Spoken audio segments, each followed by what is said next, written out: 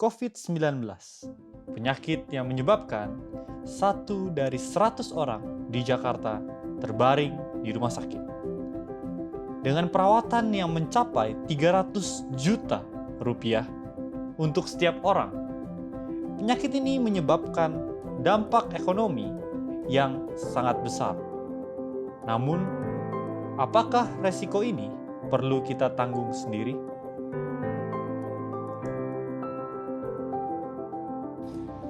Asuransi merupakan sebuah device keuangan di mana nantinya akan mengalihkan risiko seperti penyakit, kecelakaan, bencana alam, dan lain-lain. Asuransi bisa dibilang bekerja seperti arisan, di mana sejumlah orang akan memberikan uangnya dan nantinya akan digunakan oleh satu atau dua orang. Namun, skala sistem pada asuransi jauh lebih besar, hingga mencapai jutaan atau miliaran orang.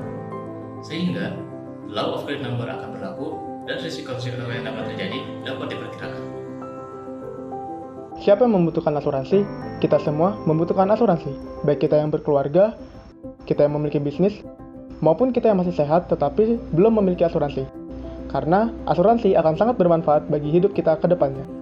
Lalu, mengapa kita sebaiknya memiliki asuransi? Di dunia ini hampir segala hal memiliki risiko, sehingga dapat terjadi hal buruk yang tak terduga menimpa kita.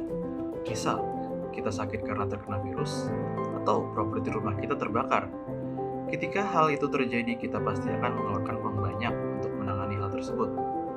Untuk memitigasi risiko, kita bisa menutupnya dengan asuransi. Baik, mungkin pertanyaan berikutnya adalah kapan kita bisa memperoleh atau mengklaim asuransi tersebut? Sebenarnya sederhananya itu bisa kapan saja teman-teman, asalkan masih sesuai pada kurun waktu asuransi tersebut sesuai dengan polisnya masing-masing. Nah, tentunya hal ini sangat berguna ya teman-teman, terutama seperti pada zaman sekarang di mana terdapat sebuah pandemik di mana akses itu sulit diperoleh. Penggunaan insurance dapat mempermudah tercapainya economic sustainability. Kenapa?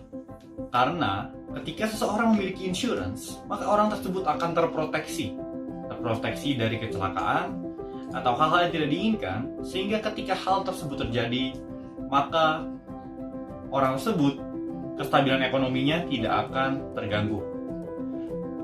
Di negara maju seperti Australia, Jepang, dan Amerika, setiap orang memiliki setidaknya satu polis. Namun, kasus yang berbeda terjadi di Indonesia. Karena hanya 40% dari populasi di Indonesia yang terproteksi oleh asuransi. Asuransi memang bukan hal yang mudah untuk dipelajari atau dimengerti. Tapi, asuransi dapat menjadi langkah awal bagi Indonesia untuk menjaga kestabilan ekonomi dari masing-masing rakyat Indonesia.